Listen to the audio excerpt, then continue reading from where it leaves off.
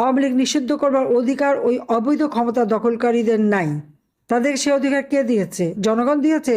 ভোটে জিতেছে? সংবিধান মোতাবেক এসেছে? না, যেখানে দালালি করেছে তারা দিয়েছে, তো সেখানেই যাক। কিন্তু বাংলাদেশে আওয়ামী লীগ নিষিদ্ধ হয় না, হতে পারে না, করবার অধিকারই তাদের নাই। আইনের শাসন নাই, বিচার নাই, কিছুই নাই। তো এই অবস্থা থেকে দেশকে মুক্ত করার জন্য সবাইকে এক হতে হবে, ঐক্যবদ্ধ হতে হবে। কার কি রাগ সব ভুলে যেয়ে সব এক হয়ে দাঁড়াতে হবে, যাতে এই অন্ধকার যুগ থেকে আমরা আলোর পথে আমরা যাত্রা শুরু করতে পারি, এবং ইনশাল্লাহ আমরা তা করব।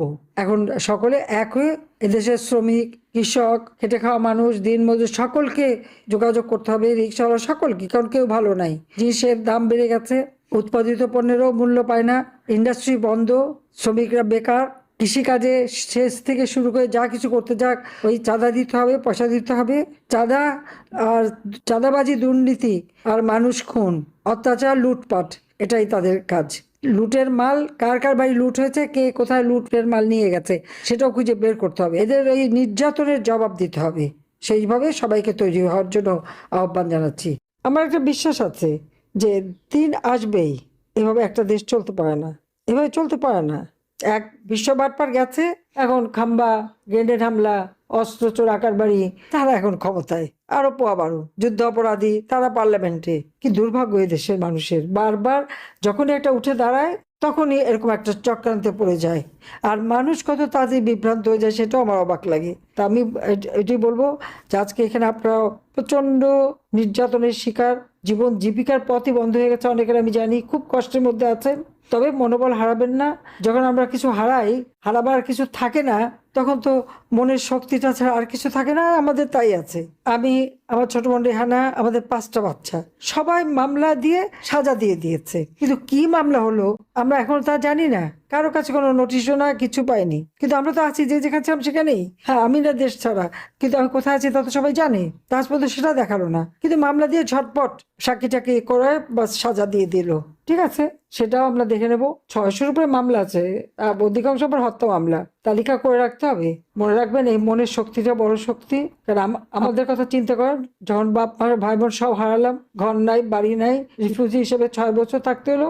আবার 2007 সালে একই অবস্থা, কারাগারে থাকলাম। তখনও এই শিক্ষক সমাজ সর্বপ্রথম নেমেছিলেন। আজকে আমাদের শিক্ষক সমাজ যখন ঐক্যবদ্ধ হচ্ছেন, অবশ্যই এটা বাংলাদেশের জনগণের জন্য আশার বাণী শোনাচ্ছে। সবাই ভালো থাকেন। ইনশাল্লাহ এই মেঘ কেটে যাবে, নতুন সূর্য উদিত হবে, বাংলাদেশ আবার মাথা তুলে দাঁড়াবে। বিশ্ব সবাই আমরা মর্যাদার আসনে অধিষ্ঠিত করব। এই বাটপার, চোরাকারবারি, গ্রেনেড হামলাকারী, হত্যাকারী, এদের হাত থেকে দেশকে রক্ষা করব। যুদ্ধ অপরাধী, এদের হাত থেকে দেশকে রক্ষা করব ইনশাল্লাহ, এবং সেই দিন বেশি দূরে না। আমি এটুকুই বলবো যে আওয়ামী লীগকে উঠে দাঁড়াতে হবে, শক্তিশালী হতে হবে, কারণ জনগণ আমাদের পাশে আছে। জনগণ ছাড়া আমাদের কেউ নেই, এটা মাথায় রাখতে হবে। বারবার আমরা জনগণের শক্তিতেই ক্ষমতা এসেছি, কাজে এই জনগণকে সাথে নিয়েই আমাদের ঐক্যবদ্ধ হতে হবে। ঐক্যবদ্ধ হয়ে প্রত্যেক ঘরে ঘরে আমাদের উন্নয়নের কথা পৌঁছে দিতে হবে, আর নির্যাতনের কথা মানুষের কাছে দিয়ে তাদের কাছে বিচার চাইতে হবে, এবং তাদেরকে বলতে হবে যে আপনারা আসেন, ঐক্যবদ্ধ হয়ে আমরা এর প্রতিকার করি। কারণ মানুষ খুব কষ্টে আছে। যারা ভেবেছিল ওই সুদখোর ইউনূস আসলে বোধহয় খুব খুশি, মানে দেশ নাকি একেবারে উন্নতি হয়ে যাবে, উন্নতি হয়নি। আর তারপর হচ্ছে আর একজন তো চাঁদাবাজি, যার বিরুদ্ধে এফবিআই, আমেরিকা এফবিআই এসে সাক্ষী দিয়ে গেছে দুর্নীতির, আজকে সেই দুর্নীতি বরপুত্র ক্ষমতায়। চমৎকার। কাজে এই অবস্থা থেকে দেশকে উদ্ধার করতে হলে সবাইকে ঐক্যবদ্ধ হতে হবে। আমাদের কি সব হারিয়েছি, বাবা মা ভাই ঘর বাড়ি সব হারা, কিন্তু আমার নেতা কর্মীদের যেভাবে নিঃস্ব করে দিয়েছে, তাদের নিজেদের হারানোর কথা মনে হয় না। আমরা আমাদের কোনো আফসোসও করি না আমরা। কারণ যারা নিজের পায়ে কষ্ট করে একটু ঘর বাড়ি একটু কিছু তৈরি করেছে, আজকে তারা নিঃস্ব। মাকে গ্রেপ্তার করে নিয়ে যায়, ছোট্ট শিশুকে সহ গ্রেপ্তার করে, আজকে মাতৃস্নেহ বঞ্চিত। পিতাকে গ্রেপ্তার করে, না পেলে বাবা মা সবার উপরে নির্যাতন করে, বয়োবৃদ্ধ তাদের উপরে নির্যাতন করে। আর ধর্ষণ তো এটা তো তাদের উৎসবে পরিণত হয়ে গেছে, প্রকাশ্যে করে যাচ্ছে। চুরি, ডাকাতি, ছিনতাই, ঘরে বাইরে কোথাও মানুষের শান্তি নাই। এই অবস্থা থেকে দেশকে বাঁচাতে হবে। তার জন্য একমাত্র জনতার শক্তি। আর এটা মনে রাখবেন যে জনগণের শক্তি যদি আপনার পাশে দাঁড়ায়, তো অনেকে যে যা আজকে বলুক না কেন, তারাও আপনার পাশে দেশে বিদেশে থাকতে বাধ্য হবে। সেইভাবেই সবাইকে ঐক্যবদ্ধ হতে হবে। আর যেখানে যেখানে কমিটি নাই, প্রত্যেকটা জায়গায় কমিটি করে ফেলতে হবে। কে করে দিল সেটা না, আপনারা নিজেরা উদ্যোগ নেন, নিজের নিজের ইউনিয়ন, ওয়ার্ড, সব জায়গায় আওয়ামী লীগ, যুবলীগ, স্বেচ্ছাসেবক লীগ, ছাত্র, যে যে সংগঠন যেগুলি নাই সবগুলি নিজেরা করে পাঠান যে হ্যাঁ আমরা এটা করেছি, করে কাজ শুরু করেন। সংগঠন অবশ্যই আমাদের লাগবে, সেই সাথে সাথে মানুষের জনমত জনমত আমাদের পক্ষে, জনগণের কথাই আরও বেশি করে বলতে হবে। তো এইভাবে আপনারা সকলে ঐক্যবদ্ধ হন, কাজ করে যান, ইনশাআল্লাহ এই দুঃশাসনের হাত থেকে দেশকে মুক্ত করব, সকল রাজবন্দীকে মুক্ত করব, আর দেশটাকে আবার আমরা উন্নত করব। এই স্বাধীনতা, লাখো শহীদের রক্তের বিনিময়ে অর্জিত স্বাধীনতা কখনো বৃথা যেতে পারে না, আমরা বৃথা যেতে দেব না, এটাই আমাদের প্রতিজ্ঞা। জাতির পিতার স্বপ্ন আমরা বাস্তবায়ন করব, ক্ষুধা দারিদ্র্যমুক্ত, উন্নত, সমৃদ্ধ সোনার বাংলাদেশ আমরা গড়ে তুলব, 41 সালের মধ্যে স্মার্ট বাংলাদেশ গড়ে তুলব ইনশাআল্লাহ। আমার কাছে জুলাইটাকে মনে হয়েছে এটা প্রথমত কোন সরকার পরিবর্তনের আন্দোলন ছিল না, অর্থাৎ একটা সরকারের বদলে কেবল আরেকটি সরকার আসবে, এর বাইরে আর যা যেভাবে চলছে সেভাবেই চলবে, এই স্বপ্ন নিয়ে অন্তত আমি রাস্তায় নামি নাই জুলাইতে। আমার যেটা স্বপ্ন ছিল, আমার মনে হয় আমার মতো আরো লক্ষ লক্ষ তরুণের একই স্বপ্ন ছিল, যে বাংলাদেশে একটা প্রকৃত অর্থে জনগণের ক্ষমতায়ন ঘটবে এবং একটা সহি নির্বাচনের মাধ্যমে আমরা মোটা দাগে, যেটা 90 একটা মোটা দাগের গণতন্ত্র আমরা প্রতিষ্ঠা করতে পেরেছিলাম, জনগণের একটা সরকার আমরা কায়েম করতে পারবো। একই সঙ্গে আমাদের স্বপ্ন ছিল যে যেই যেই অন্যায়গুলো আমরা 15 বছর হতে দেখেছি, সেটা মানবাধিকার লঙ্ঘন হতে পারে, সেটা অর্থনৈতিক ভয়াবহ রকম যেই দুর্নীতি দুঃশাসন হয়েছে সেটা হতে পারে, সেটা গোষ্ঠীতন্ত্র হতে পারে, সেটা নিজস্ব মানুষের হাতে রাষ্ট্রের সকল ক্ষমতাকে পুঞ্জীভূত করা হতে পারে, প্রতিষ্ঠানগুলোকে ভেঙে ফেলে দিয়ে একেবারে সবকিছুকে এক ব্যক্তির হাতে নিয়ে আসবার যে প্রবণতা সেটা হতে পারে। এই সকল কিছু থেকে আসলে বাংলাদেশের মানুষ মুক্তি চেয়েছিল, এবং এই সকল কিছুকে যদি আপনি এক ফ্রেমে আনেন এবং আপনি যদি রাজনৈতিক দলগুলোর সঙ্গে আলাপে বসেন, প্রাথমিকভাবে এই যে চাওয়াগুলো, বেসিক যে চাওয়াগুলো, এই ব্যাপারে কিন্তু কোনো দল বলতে পারবে না যে এটা আমার রাজনৈতিক দলের আদর্শ না।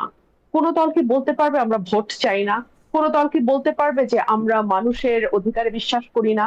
কোনো দল কি বলতে পারবে আমরা একটা বৈষম্যহীন সমাজ নির্মাণ করতে চাই না, কিংবা আমরা দুর্নীতিকে আহ মানে আমরা দুর্নীতিকে গ্রহণ করি? কোনো দল তো আসলে এটা বলতে পারবে না। সো আপনি যদি মোটা দাগে জুলাইকে বড় অর্থে দেখেন, বড় ক্যানভাসে আমরা দেখি, তাহলে আমরা দেখবো যে এখন আপনি যদি এটাকে আদর্শের লড়াইটা বলেন, আমি বলবো সেটা একেবারেই ভুল। কারণ দলগুলোর কোনোটার আদর্শের সাথে জুলাইয়ের মূল স্পিরিটের কিন্তু কোনো দ্বন্দ্ব নাই। তাহলে সমস্যাটা হচ্ছে কোথায়?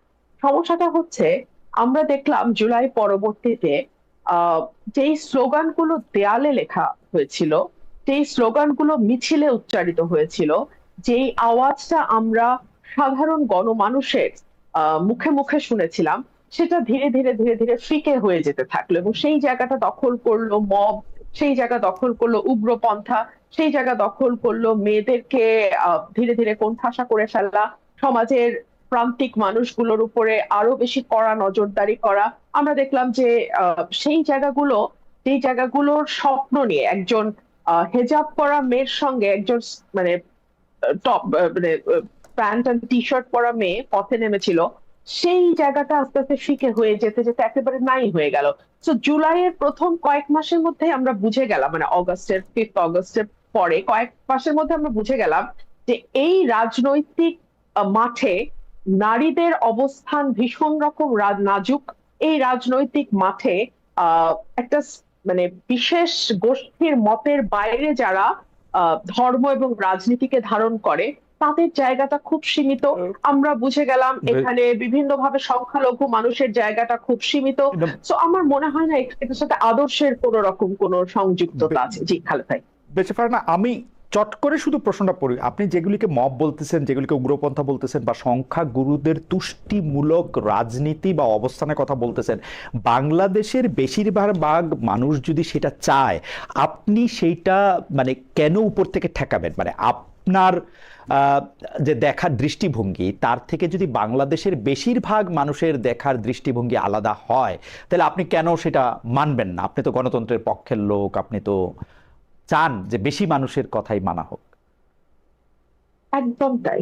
আমি আপনার সাথে শতভাগ একমত। হুম, হুম, কিন্তু মজাটা হচ্ছে যে যারা, আমি যাদের কথা এতক্ষণ বলছিলাম, উগ্রপন্থা বা নারীর প্রতি যারা এক ধরনের বিশেষ মনোভাব পোষণ করে, তারা কিন্তু সংখ্যায় খুব বেশি না।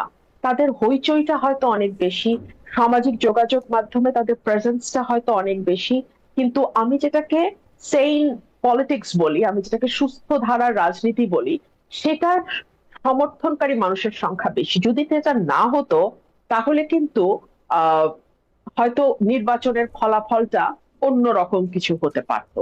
এবং নির্বাচনের আগে আগে কিন্তু সেই ধরনের একটা ভাইবও বাংলাদেশের মাটিতে দেওয়ার চেষ্টা হয়েছে এমনকি যে এমনকি এবারের এমনকি হইতে নির্বাচনটা। বেঁচে না, এমনকি হইতে পারে না যে তারা বেশি ভোট বিএনপিকে দিছে, কিন্তু তারা বিএনপিকেও সেরকমই দেখতে চায়, মানে বিএনপিকেও একটা, এটা সময়। মানে যে I বিএনপিকেও know তারা what you একটা, mean. G I know what you mean. I know what you mean. জি বিএনপি কে এখানে তার রাজনীতিটাকে ঠিক করতে হবে। বিএনপি কি করতে চায়? ওকে বিএনপি কি সেন্টার রাইটে যাবে? বিএনপি কি ফার রাইটের দিকে হাঁটা ধরবে? নাকি বিএনপি একেবারে সেন্ট্রিস্ট, যেটা দেশনেত্রী বেগম খালেদা জিয়া এবং শহীদ প্রেসিডেন্ট জিয়াউর রহমানের যেই দল, সেইভাবে বিএনপি তার দলটাকে পরিচালনা করবে? সমস্যা হচ্ছে যে একটা দলের ভেতরে, এবং বিশেষ করে বড় দলগুলোর ভেতরে অনেক রকম মতের মানুষ থাকে। আমি বিশেষ করে বিএনপির ক্ষেত্রে এটা আরো বেশি করে বলবো, বিকজ বিএনপি এবং জামাতের যে এই মৈত্রী, সেটা কিন্তু দীর্ঘ 25-30 বছরের মৈত্রী। সেই মানে 91 সাল থেকে শুরু হওয়া মৈত্রী, তাই না? মানে 36 বছর, my god, that's a long journey Khaled ভাই, ভেরি লং জার্নি।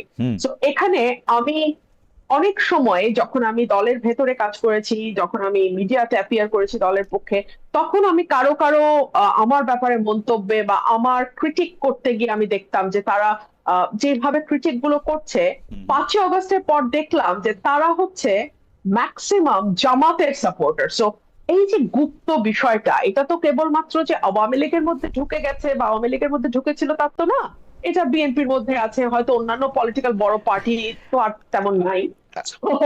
না, আমি বেঁচে পারে না, আমি আপনার কাছে আবার আসবো। আমি একটু অ্যাডভোকেট হাসনাত কাইয়ুমকে শুনতে চাই একই বিষয়ে। শুধু আমি এখানে বলে রাখি যে আপনি বিএনপি কে তার রাজনীতিটা ঠিক করতে বলতেছেন, তার মধ্যে সেন্ট্রিস্টের জায়গায় সে আসলে আছে কিনা সেটা আপনি দেখতে বলতেছেন। আপনি বলতেছেন যে বিএনপির সাথে জামায়াতের যে একটা সম্পর্ক ছিল দীর্ঘদিন ধরে, তার কারণেও বেশ কিছু, আপনি গুপ্ত শব্দটা ব্যবহার করেছেন। কিন্তু আমি 2 পয়সাটা একটু দিয়ে রাখি কাইয়ুম ভাই শুরু করার আগে।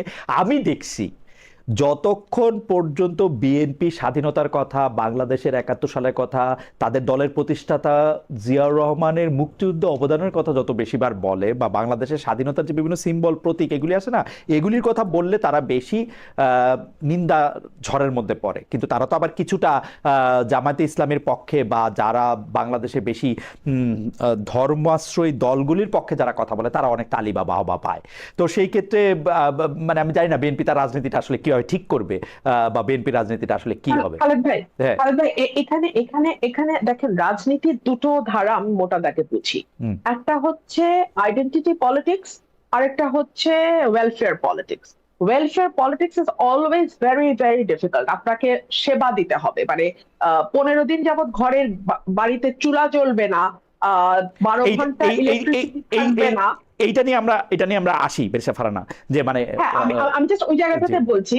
এবং বাজারে গেলে 400 টাকার কাঁচামরিচ খাবেন, এটা যদি হয় রাজনীতি, তখন আপনাকে অটোমেটিক্যালি ঝুঁকতে হবে ধর্মের দিকে কিংবা জাতীয়তাবাদের দিকে, কারণ ওটা আপনি সার্ভিস না দিয়েও মানুষকে কানেক্ট করবেন দ্রুত। আচ্ছা, ঠিক আছে, মানে সার্ভিস না দিয়ে আপনি যদি কানেক্ট করতে হয়, তাহলে আপনাকে কিছু কিছু কিছু কিছু কথা এবং কিছু মানে আনন্দের জায়গা দিতে হবে, যে এটা নিয়ে মানুষ আনন্দ করতে থাকবে। একদম পপুলিস্ট পলিটিক্স। জি কাইয়ুম ভাই, আপনার জন্য আর প্রশ্ন